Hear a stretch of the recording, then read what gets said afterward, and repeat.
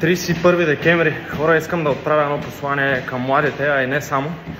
Както виждате, тренирам от сутринта, а след това ми предстои да уча. И едва след това ще мисля къде и как ще празнувам. Намирам се в Банкок, на 9000 км от дома, който не знае.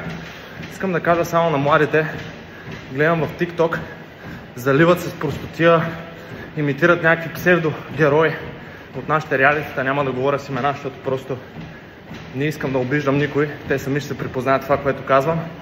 Хора, това не е интересно. Вие пропадате. Смешни сте и в очите на успелите хора. Сте едни от тайки, които просто правят материали с цел гледания и си мислите, че така ставате известни. Не, вие сте велики в очите на слепите и ви пожелавам да поумнеете през новата 2025-та.